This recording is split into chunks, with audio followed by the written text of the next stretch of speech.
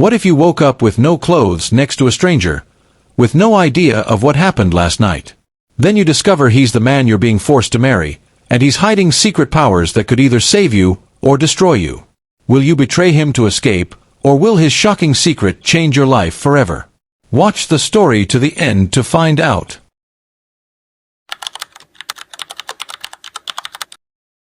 The sun had not yet risen over Enugu city when a young woman suddenly stirred from her uneasy sleep.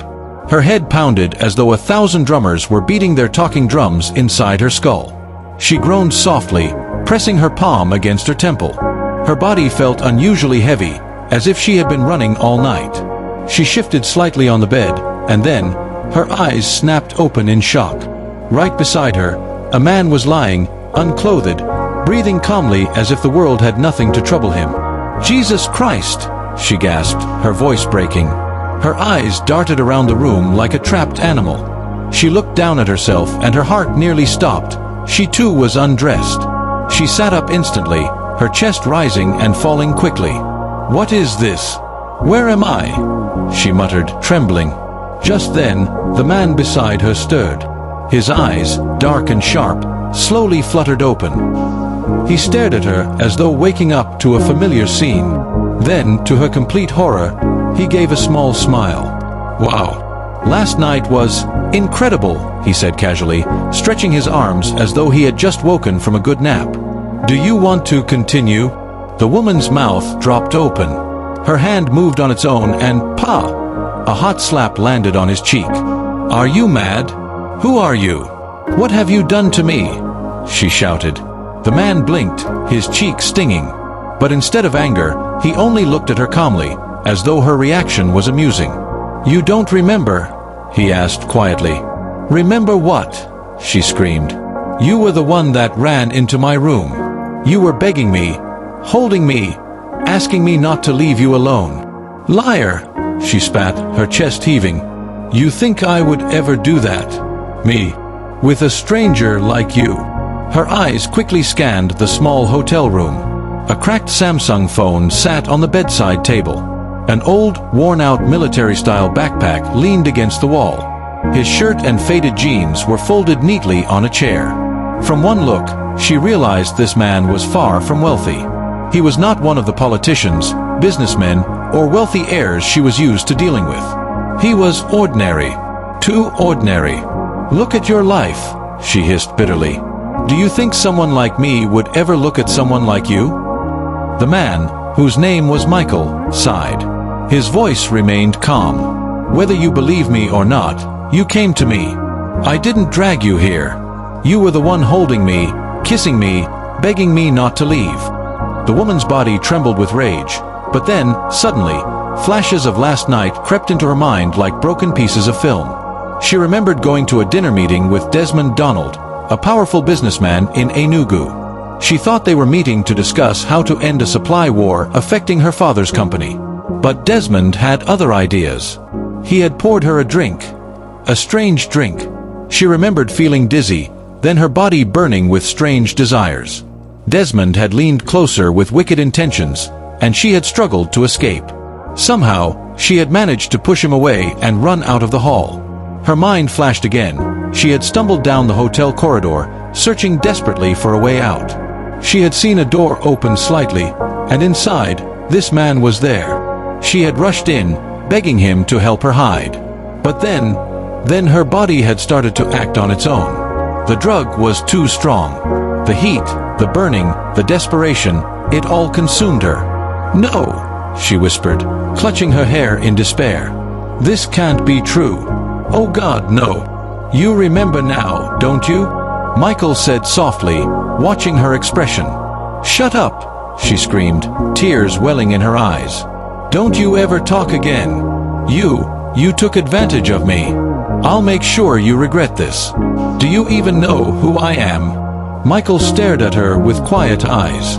Her beauty was undeniable, her long braids falling over her shoulders, her skin glowing even in anger. But her pride and arrogance filled the air like smoke. "Still," he said in a calm voice, "I know I took something precious from you. I didn't plan it. But since it happened, I'll take responsibility. I'll marry you. She froze. For a moment, she thought she misheard. Then she let out a loud, bitter laugh. "You marry me? Do you even know who you're talking to?" she sneered. Her name was Evelyn Williams, daughter of one of the richest men in Enugu, the CEO of Williams Holdings. She was not only beautiful but also the acting director of one of their major subsidiaries. Wealthy suitors lined up daily to get her attention, men who drove Bentleys and Ferraris, men whose families controlled oil blocks and import companies. Yet here was a man with a worn backpack daring to suggest marriage? "You don't even have money to buy proper shoes," she spat, her voice laced with venom. "And you think you can marry me? Shameless man." Michael looked at her, unbothered. "You see only with your eyes, not your spirit. I'm not the poor man you think I am." Amarachi's eyes widened in anger. "You're crazy. People like you beg people like me for crumbs. People like me can make you disappear with one phone call. If my father or brothers find out what happened here, you will not live to tell the story. Get out of my sight." "This is my room," Michael said simply. "No." Evelyn screamed, her voice echoing off the walls. Michael looked at her one last time, shook his head, and quietly put on his clothes. He slung his old backpack over his shoulder and walked out. As he entered the elevator, he sighed deeply. He knew what Evelyn didn't. If he hadn't helped her release that poison coursing through her body, she would have been dead before dawn. The drug was that deadly. But he also knew something else. He had just complicated his life in ways he didn't yet understand. That morning, at exactly 5 a.m., Michael walked out of the hotel into the cool dawn air. The streets were quiet. But suddenly, a group of men, more than 30, appeared from nowhere. All dressed in black, they lined up on both sides, bowing as he walked. Michael's expression didn't change. He simply kept walking. One older man stepped forward, kneeling before him. "My name is Richard David. I serve you, young master." Michael stopped, looking at him quietly. "Richard," he said in a low voice, "do you know why I'm dressed like this? With simple clothes." "Please enlighten me, young master," Richard replied quickly, his head still bowed. "Because I came incognito. I don't want noise. And you, forming a parade outside, do you want to expose me to the world?" "My apologies," Richard quickly signaled, and the men in black melted into the shadows. Then he presented Michael with a small black box. Inside was a diamond-studded global credit card with no limit. "This is for you, young master," Richard said reverently. "It gives you access to anything in Nigeria or abroad. Nothing will be denied you." Michael glanced at it with little interest. "Keep your toys. I only keep what I need." Richard swallowed nervously. "But young master, there is something else. My daughter. She has been sick since birth. Doctors in Nigeria, India, even London have all failed. Please, I beg you, help her. You are the only hope left." Michael's face softened slightly. "I will see her tomorrow." Richard's eyes filled with tears of gratitude. "Thank you, my lord." For him, this man was not just anybody. He was whispered about as the man with the healing hands. The one whose touch healed where medicine failed. But for now, Michael had another mission, to meet his fiancée. His master had told him she was his destiny, the key to uncovering his true origin. But fate had a cruel sense of humor. Because when he arrived at her house later that morning, he realized something shocking. His fiancée was none other than Evelyn Williams. Evelyn stood before her father's mansion later that morning, her head still pounding with confusion from the previous night. The Williams estate stretched wide, tall fences, golden gates, armed guards standing at every corner. It was a home that screamed power and wealth, a fortress where only the elite dared to enter. She had barely stepped into the compound when her phone rang. It was her father, Chief Damian Williams, the billionaire business mogul himself. "Evelyn, come straight to the main hall," his deep baritone ordered. "We have an important guest." Evelyn adjusted her flowing silk gown, wiped her face quickly, and walked in with the regal pride she had been raised with. But nothing, absolutely nothing, could have prepared her for what she saw. There he was, Michael, sitting calmly in her father's living room like he owned the entire mansion. Her breath caught. Her heart skipped violently. She froze at the door, her eyes wide with disbelief. "Me? Michael?" she whispered under her breath. He turned his head slowly, meeting her gaze with those calm, steady eyes. No smile, no surprise. Just quiet acknowledgement. Her father beamed proudly, rising from his seat. "Evelyn, my daughter," Chief Williams said warmly, "meet your fiancé. This is the young man chosen for you by the elders and confirmed by my late father before he died. His name is Michael." The room seemed to spin. Evelyn's mouth went dry. She staggered slightly, clutching the side of a chair. "Fiancé," she croaked. "Daddy, what nonsense is this?" Chief Williams' face hardened. "Watch your tongue. This marriage has been arranged long before you were born. You are not just marrying a man. You are aligning with destiny." "Destiny?" Evelyn snapped, her eyes flashing. She pointed at Michael, who was still sitting calmly like a king hiding in rags. "This man, this pauper? Daddy, do you even know who you're talking about? He's a nobody. He doesn't even have proper clothes. Look at him." But Chief Williams only smiled knowingly, his eyes darting briefly at Michael. "Evelyn, you see with the eyes of flesh. You don't see what I see." Evelyn's chest heaved. She couldn't believe this was happening. Just earlier that morning, she had sworn to destroy Michael. And now her father wanted her to marry him? Her mind screamed, "This is impossible." Evelyn's voice shook as she turned sharply to her father. "Daddy, you can't be serious. This man is beneath me. I can't marry him. Out of all the men in Enugu, men with influence, men with companies, men with billions, you choose him." Chief Williams didn't flinch. His gaze was stern, his tone sharp. "You will lower your voice in this house.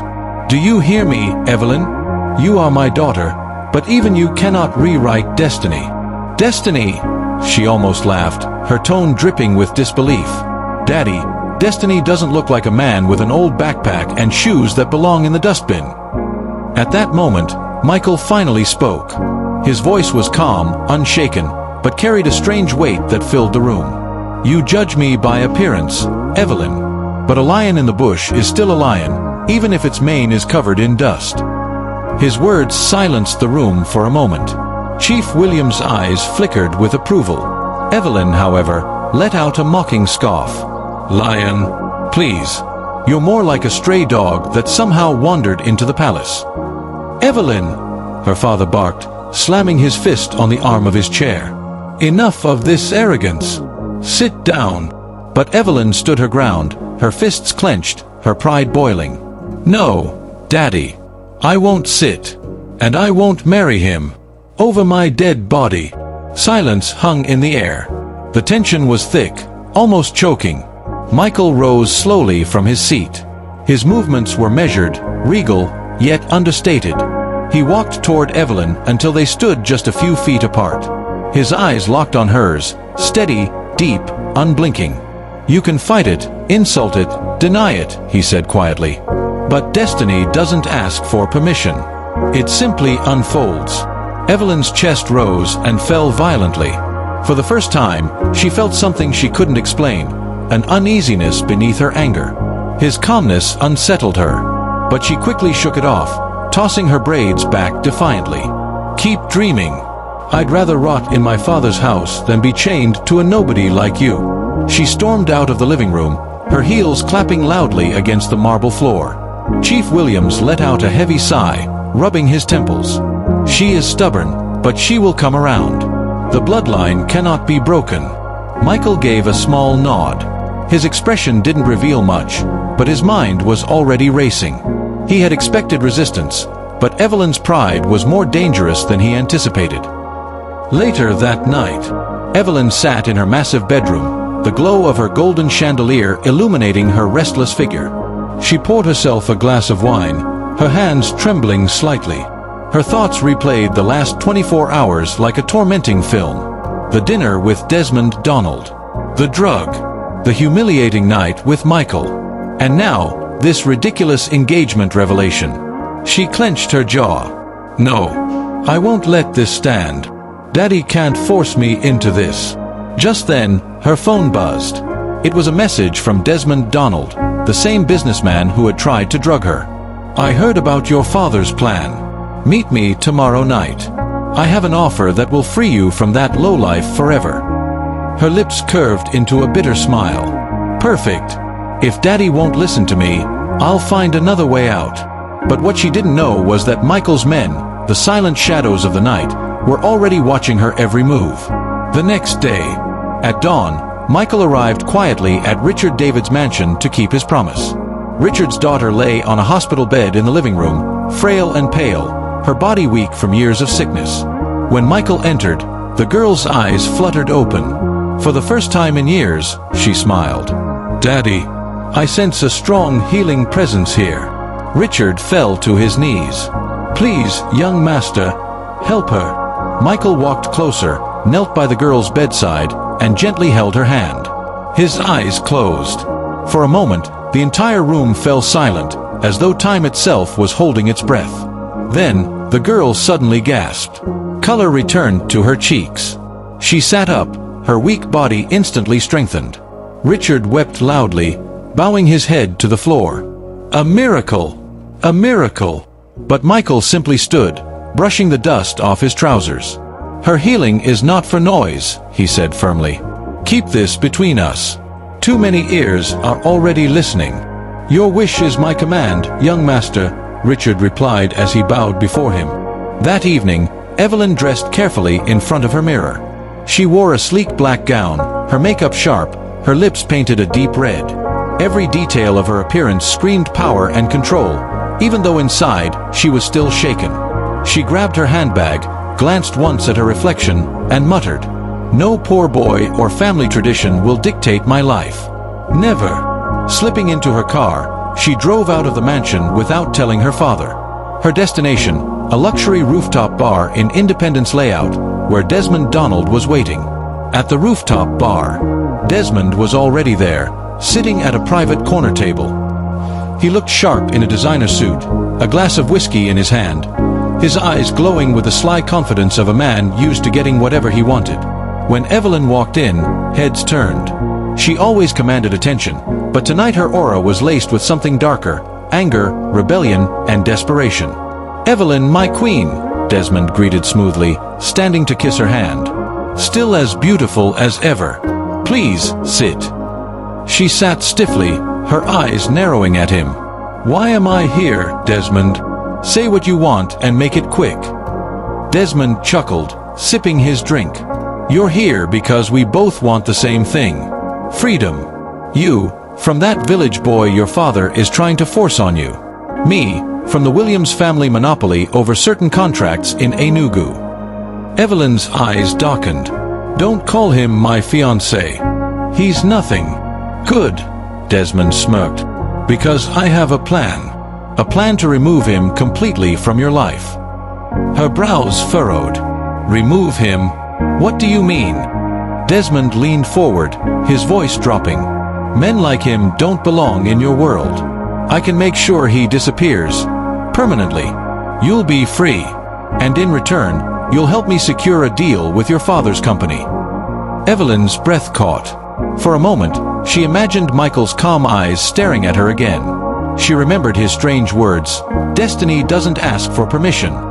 But then, she couldn't think of herself settling down with a lowlife like Michael, or so she thought. So she quickly shook the thought away. "This is my chance. My way out." Her lips curved into a cold smile. "What's the plan?" Unbeknownst to Evelyn, two figures were already watching the meeting from a distance. They weren't ordinary spies. They were Michael's men, the same shadows that melted into the night whenever he commanded. One of them whispered into a tiny device hidden in his sleeve. "Report, Evelyn Williams is meeting Desmond Donald. Discussion is hostile toward the young master." Far away, in a quiet villa outside the city, Michael received the transmission. He closed his eyes briefly, then exhaled. "So it begins," he muttered. Back at the rooftop bar, Desmond leaned back in his chair, his eyes glittering with wickedness. "There's a grand party happening in 2 days. All the elites of Enugu will be there. Your fiancé will attend, Of course, under your father's orders. That's when my men will act. One bullet. Quick, clean. And he will be gone. No one will ever trace it back to you. Evelyn's fingers tightened around her wine glass. A part of her trembled. Murder was not a game. But her pride, her anger, her desperation, they pushed her forward. And she also knew that as long as Michael was alive, her father wouldn't allow her marry another man. So she felt that killing him was the only option left. But she was soon to realize she was playing with fire. "And if my father suspects?" she asked carefully. Desmond smirked. "Leave that to me. When it's done, I'll console him. Remind him that his daughter deserves better. And when the time is right, you'll be mine." His words sent a chill down Evelyn's spine. She forced a smile, but deep inside, a storm was brewing. She knew she didn't love Desmond either, not after he tried having his way with her by drugging her in the past.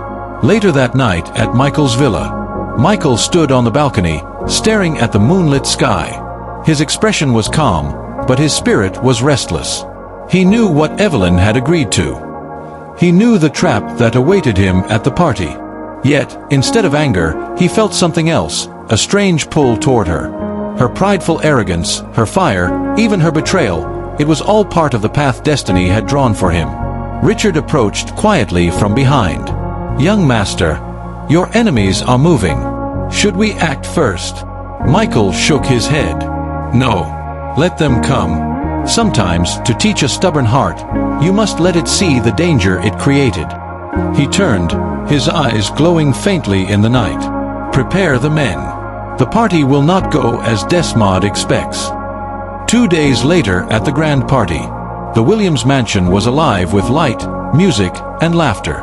Cars worth hundreds of millions lined the driveway. Inside, politicians, oil magnates, foreign investors, and society's elites mingled under the glittering chandeliers. Evelyn stood by her father's side, dressed in a flowing silver gown, diamonds glittering on her neck. She looked like a queen. But inside, her chest pounded. Tonight was the night. And then, he entered. Michael. He wore a simple black suit, yet somehow, he carried it with more grace than the men in Armani and Gucci. His presence drew silent stares. Whispers rippled through the hall. No one knew who he truly was, but there was something about him, an aura that made even the most powerful men uneasy.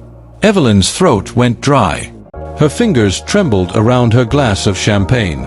"Soon, he'll be gone," she told herself, "and I'll finally be free." But destiny had other plans. The grand ballroom glittered like a palace. Crystal chandeliers spilled golden light across marble floors polished so brightly they reflected the dancers' feet. The air was thick with the scent of expensive perfumes, roasted delicacies, and the subtle tension of politicians trading fake smiles. But beneath the glamour, Evelyn's heart thudded against her ribs. She stood elegantly, her silver gown hugging her body, her chin held high. But inside, her thoughts raged. It ends tonight. By morning, Michael will be nothing but a memory. From across the room, she spotted Desmond Donald giving her the faintest nod. A signal. The plan was in motion. Michael was speaking with a cluster of foreign investors, his calm, deep voice drawing their attention like bees to nectar. His eyes occasionally flicked toward Evelyn, but he betrayed no suspicion. Suddenly, the lights dimmed. A live band began playing high-life music, and couples glided onto the dance floor. Evelyn's father, Chief Williams, excused himself to greet a senator. Desmond's men blended into the crowd like shadows. That was the moment.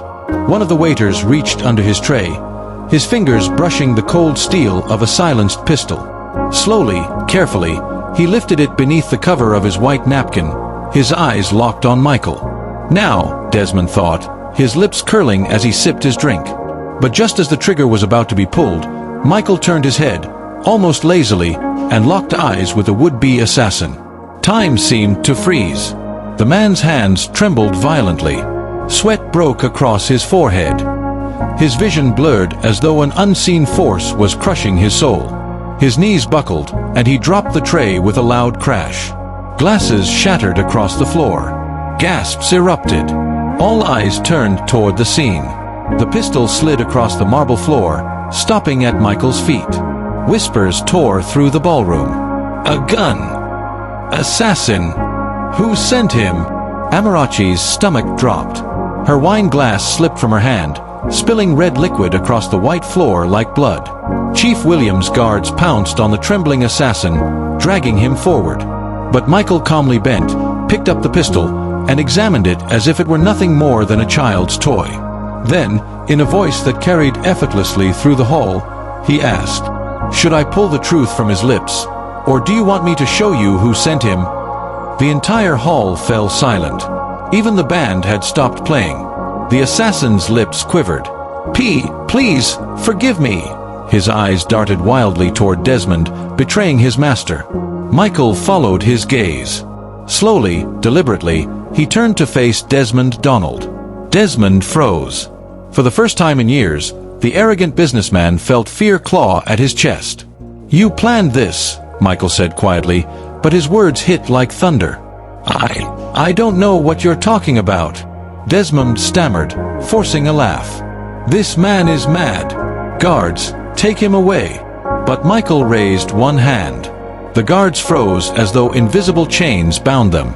A ripple of shock went through the crowd. Chief Williams' eyes widened. He had heard rumors of Michael's powers, whispers of his miracles, but to see it was something else. Michael's gaze returned to Desmond. His voice was soft, but carried a terrifying weight. "Men like you hide behind money and poison. But today, your mask has fallen." Beads of sweat rolled down Desmond's temples. He tried to step back, but his legs refused to move. It was as though Michael's eyes alone held him captive. Evelyn watched in horror, her world spinning. This wasn't the poor nobody she thought. This was someone else. Someone dangerous and powerful. Michael finally released Desmond from his invisible grip. Desmond stumbled backward, gasping for air, his pride shattered before the entire elite of Enugu. The guests whispered frantically, "Who is this man? How did he stop him without touching him? Is he some kind of prophet? Or a god?" Michael calmly handed the pistol to Chief Williams. "Keep your house in order. Next time, your daughter's allies might bring more than one gun." Evelyn's cheeks flushed hot with shame. Every eye seemed to burn into her. She turned away, tears pricking her eyes, but her pride forced her chin upward. Desmond, humiliated and exposed, stormed out of the hall. But deep inside, hatred burned hotter than ever. He would not forgive this disgrace. And Evelyn, she could no longer deny it. Michael was not ordinary. He was a storm-wearing human skin. Yet she hated him even more, for making her feel small, for turning her world upside down. The music resumed, but the air was thick with tension. Whispers of Michael's powers and the near assassination spread like wildfire. Evelyn stood near the balcony, her silver gown shimmering under the golden light, her mind a storm of confusion and anger. She hated Michael, but deep down, a strange part of her felt awe, even fear. Chief Williams approached, his face calm but eyes sharp. "Evelyn," he said gently, placing a hand on her shoulder. "This is why destiny chose him. He is not like the men you think deserve you. Do you understand now?" Evelyn's lips pressed into a thin line. I still don't like him. But he's different." Her voice faltered, a rare crack in her armor. Michael, meanwhile, had returned to the shadows of the hall, his calm demeanor unshaken. His eyes scanned Evelyn, and for the first time, he allowed himself a faint smile. She was proud, fiery, but even the strongest flames could be tempered with the right patience. Later that night, in the quiet of her bedroom, Evelyn stared at the moonlight spilling across her floor. The party, the assassination attempt, the humiliation, it all played like a reel in her mind. She thought of Desmond Donald, scheming in the shadows, and her own desperation to escape a fate she had never chosen. Her phone buzzed. A message from Michael. "I know you're angry. I don't ask for permission, but I hope you understand that I protect what I am meant to protect." Evelyn stared at it, her pride warring with a flicker of respect. She typed back, her fingers shaking. "You are impossible." And in that impossible, something began to change.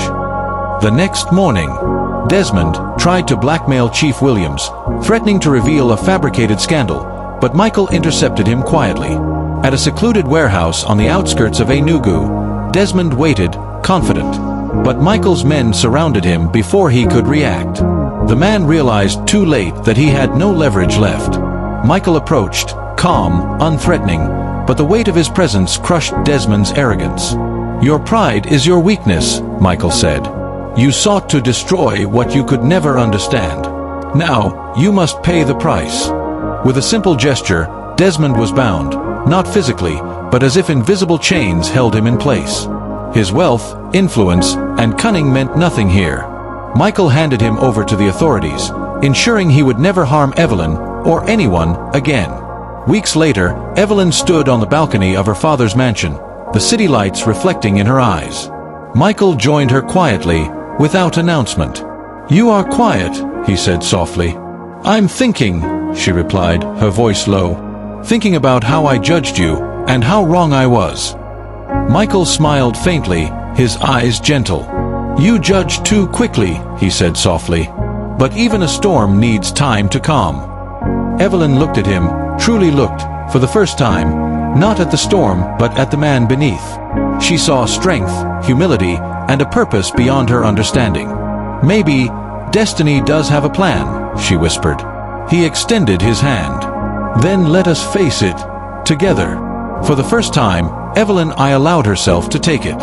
Michael and Evelyn walked through the Williams Gardens, side by side as the sun rose over Enugu, bathing the city in gold. As they reached the mansion's gates, Evelyn finally spoke, with a smile on her face. "I don't know if I love you yet, but I trust you. And perhaps, that's enough for now."